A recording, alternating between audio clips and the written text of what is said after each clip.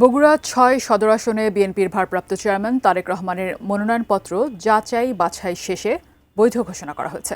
আর বগুড়া ৭, গাবতলী ও শাহজাহানপুর আসনে বিএনপির সদ্য প্রয়াত চেয়ারপারসন বেগম খালেদা জিয়ার নির্বাচনী কার্যক্রম সমাপ্ত ঘোষণা করা হয়েছে। প্রতিনিধিদের পাঠানো তথ্য ছবিতে ডেস্ক রিপোর্ট। বগুড়া ৬ আসনে বিএনপির ভারপ্রাপ্ত চেয়ারম্যান তারেক রহমানের মনোনয়নপত্র বৈধ বলে ঘোষণা করেন জেলা রিটার্নিং কর্মকর্তা। ঠাকুরগাঁও ১ আসনে বিএনপি মহাসচিব মির্জা ফখরুল ইসলাম আলমগীরের মনোনয়নপত্র বৈধ ঘোষণা করা হয়েছে। আসনটিতে জামায়াতের দেলোয়ার হোসেন এবং ইসলামী আন্দোলনের খাদেমুল ইসলামের মনোনয়নপত্র বৈধ ঘোষণা করা হয়েছে। চট্টগ্রাম ৪ আসনে বিএনপি মনোনীত আসলাম চৌধুরী এবং চট্টগ্রাম ৫ আসনে বিএনপির ব্যারিস্টার মিল হেলালের মনোনয়নপত্র বৈধ ঘোষণা করা হয়েছে। কাগজপত্রে অসঙ্গতি পাওয়ায় এ আসনে জাতীয় পার্টির প্রার্থী ব্যারিস্টার আনিসুল ইসলাম মাহমুদের মনোনয়নপত্র বাতিল হয়ে যায়। দানের শীষ প্রতীককে বিপুল ভোটে জয়ের মাধ্যমে তারা আমাদের সবাইকে সম্মানিত করবে, আর সীতাকুণ্ডবাসীও সম্মানিত হবে। এলাকাবাসীকে আমি আমার অন্তঃস্থল থেকে ধন্যবাদ ও কৃতজ্ঞতা জানাচ্ছি। তারা গত ১৭ বছর আমার সাথে ছিল। আশা করি ১২ তারিখে যাত্রা পর্যন্ত আমার সাথে তারা থাকবে।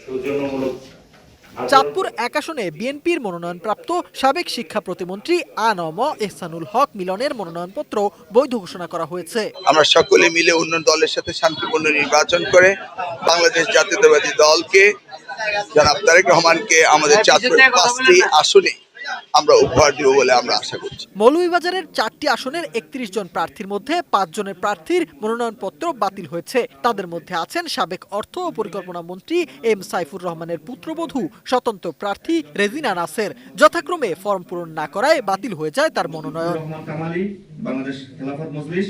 পাবনা ১ আসনে সাবেক তথ্য প্রতিমন্ত্রী অধ্যাপক আবু সাইদ স্বতন্ত্র প্রার্থী, তার মনোনয়নপত্র বৈধ ঘোষণা করা হয়েছে। তবে বাতিল হয়েছে বিএনপির ২ বিদ্রোহী প্রার্থীর। এছাড়া ময়মনসিংহ ৪ সদর আসনে ১০ প্রার্থীর মধ্যে ২ জনের মনোনয়ন বাতিল হয়েছে। বৈধ ঘোষণা করা হয়েছে বিএনপি ও জামায়াতের প্রার্থীকে। খুলনা ৪ আসনে ৫ প্রার্থীর মধ্যে ১ স্বতন্ত্র প্রার্থী এবং যশোর ৫ ও ৬ আসনে ১৩ প্রার্থীর মধ্যে ৬ জনের মনোনয়ন বাতিল ঘোষণা করা হয়েছে।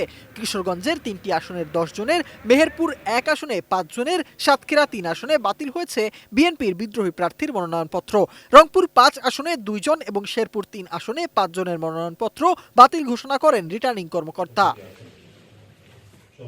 সিফাত Mahmud, desk report, ATN news.